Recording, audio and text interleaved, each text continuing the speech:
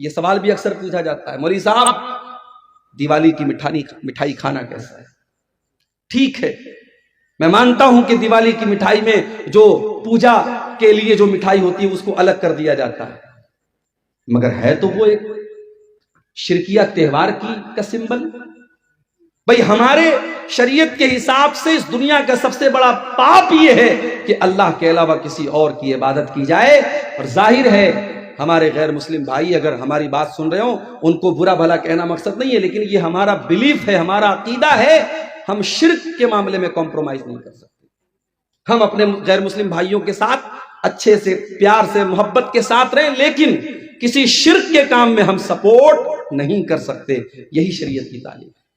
اس لیے دیوالی کی مٹھائی کے بارے میں کچھ علماء نے سافٹ کارنر دکھایا ہے کہ کھایا جا سکتا ہے اگر اس پر پوجا پاٹ نہیں ہوئی ہے، لیکن زیادہ بہتر یہی ہے کہ چونکہ وہ شرک کے تہوار کا ایک سمبل ہے، ہمیں پرہیز کرنا چاہیے۔ تو یہ دوسری چیز ہو گئی۔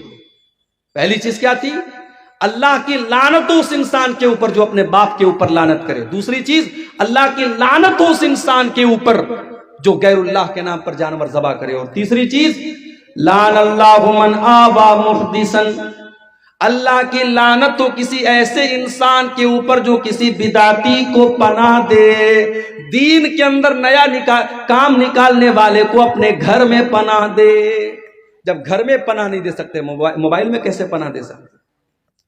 ایک صاحب نے میرے پاس ویڈیو بھیجا، مولوی صاحب ذرا یہ ویڈیو سنیے کس کا ہے، بڑا اچھا ویڈیو لگ رہا ہے۔ میں نے دیکھا ویڈیو ایسے انسان کا تو جو صحابہ کو گالی دیتا ہے۔ میں نے کہا ویڈیو ڈیلیٹ کر، جتنی بھی اچھی بات ہو جو میرے نبی کے صحابہ کو برا بھلا کہتا ہے، میں اس کی باتوں کو اپنے جوتے کی نوک پر رکھتا ہوں۔ میں نے کہا ویڈیو ڈیلیٹ کر، اس ویڈیو کو کہیں شیئر مت کر۔ جب بدعتی کو گھر میں پناہ دینا جائز نہیں تو موبائل میں اور اسٹیٹس میں پناہ دینا کیسے جائز ہو گیا؟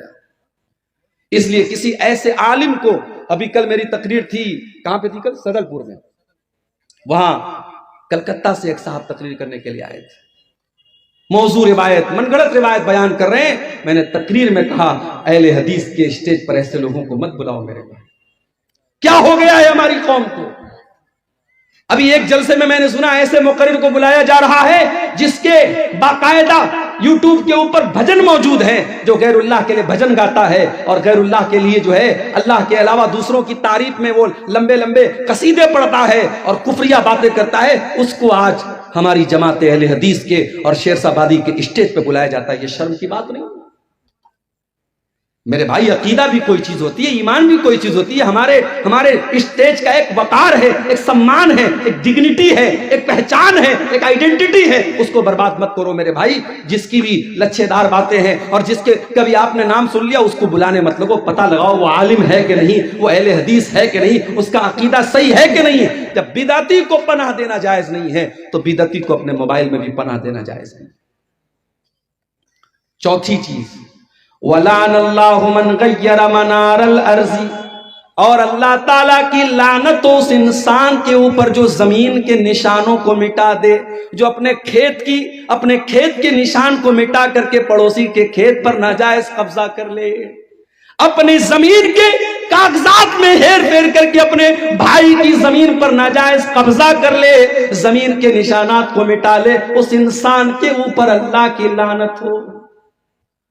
اچھا مجھے ایک بات سمجھ میں نہیں آتی، کسی کی زمین ہڑپ کر آپ کیا لے کے جائیں گے میرے بھائی؟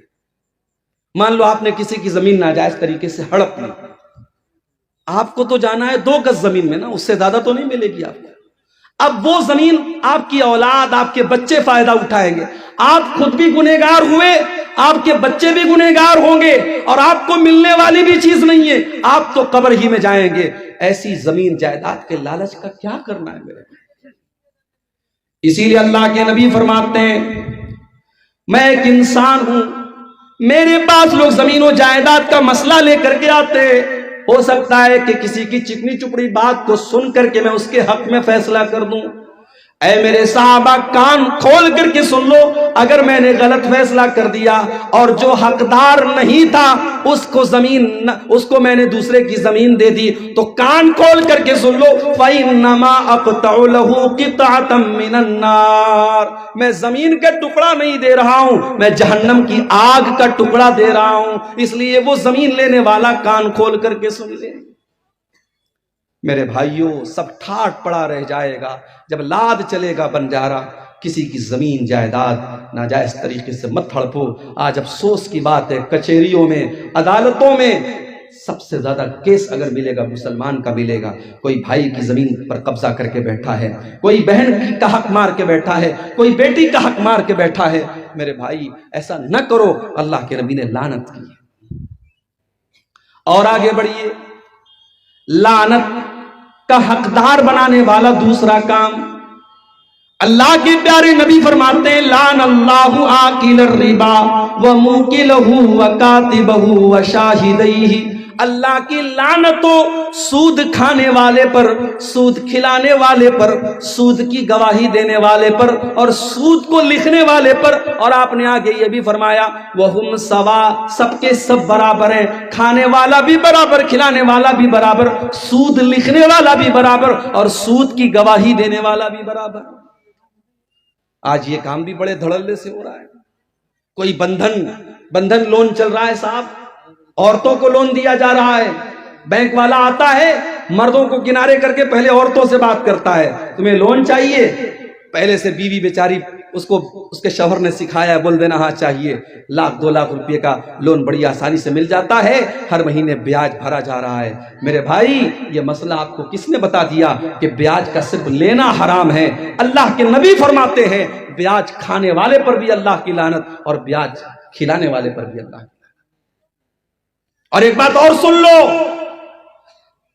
بیاج کھانے کے بعد اگر آپ نماز پڑھ رہے ہیں، حج بھی کر رہے ہیں، عمرہ بھی کر رہے ہیں، اس بات کا ڈر ہے کہیں ہماری عبادتیں ہمارے منہ پر مار نہ دی جائیں۔ سود بیاج کھانے والے کی عبادتیں اس کے منہ پر مار نہ دی جائیں، اس لیے کہ اللہ کے نبی نے بڑے سخت الفاظ میں فرمایا ہے کہ سود اور بیاج کے 70 سے زیادہ درجے ہیں، جس میں سب سے ہلکا درجہ یہ ہے ان یزنی الرجل بامہ، انسان اپنی سگی ماں کے ساتھ زنا کرے۔ کوئی سوچ نہیں سکتا، کوئی تصور نہیں کر سکتا کہ اپنی ماں کے ساتھ زنا کرے۔ سود کھانے والا اپنی ماں کے ساتھ زنا کرنے سے زیادہ خطرناک کام کرتا ہے۔ اور قرآن تو یہاں تک کہتا ہے سود کھانے والوں کے بارے میں فَإِن لَّمْ تَفْعَلُوا فَأْذَنُوا بِحَرْبٍ مِّنَ اللَّهِ وَرَسُولِهِ، اگر تم بیاج کھانا نہیں چھوڑتے، اگر تم سود کا لین دین نہیں چھوڑتے تو اللہ سے جنگ کرنے کے لیے تیار ہو جاؤ۔ تمہارے اندر طاقت ہے، تمہارے اندر ہمت ہے تو اللہ سے لڑائی کر کے دکھا دو۔ اللہ سے کون میرے بھائیوں لڑائی کر سکتا ہے؟ اس لیے سود کا لین دین بالکل بند کر دو۔ اب یہ ایک الگ مسئلہ ہے، ہم ہندوستان میں رہتے ہیں، پورا ہمارا کاروبار بینکنگ سسٹم پر ہے، بینک میں ہمارا سیونگ اکاؤنٹ کھلا ہے، ہر کوارٹر پر، ہر 4 مہینے پر ہمارے بینک میں انٹرسٹ آتا ہے۔ تو کیا مسئلہ ہے بھائی؟ کوئی مسئلہ نہیں ہے، بینک کی پاس بک کو اپڈیٹ کرو، چیک کرو میرے پاس کتنی انٹرسٹ آ رہا ہے، کتنا بیاج آ رہا ہے۔ جو سال میں بیاج آ رہا ہے اس بیاج کو آپ بینک سے نکال لو، کسی غریب کو، کسی بیمار کو، کسی ضرورت مند کو دے دو۔ اس لیے نہیں کہ ثواب ملے گا، اس لیے تاکہ وہ پیسہ استعمال ہو جائے، بینک اس کو استعمال نہ کرے، آپ بھی اس کو استعمال نہیں کریں گے، کسی ضرورت مند کو دے دیں گے بس اپنی جان چھڑانے کے لیے۔ یہ بالکل سمپل طریقہ ہے، باقی کسی اور طریقے سے انٹرسٹ اور بیاج سے فائدہ اٹھانے کی کوشش مت کرو، یہ بہت بڑا گناہ ہے۔ آگے بڑھتے ہیں، تیسری چیز، لعنت کا حقدار بنانے والی تیسری چیز، حضرت عبداللہ بن مسعود فرماتے ہیں لعن اللہ الواشمات والمستوشمات والمتنمسات والمتفلجات، اللہ کی لعنت ہو ایسی عورتوں کے اوپر جو ٹیٹو بنواتی ہیں، ایسی عورتوں کے اوپر جو ٹیٹو بناتی ہیں، اور ایسی عورتوں کے اوپر جو ٹیٹو بنواتی ہیں۔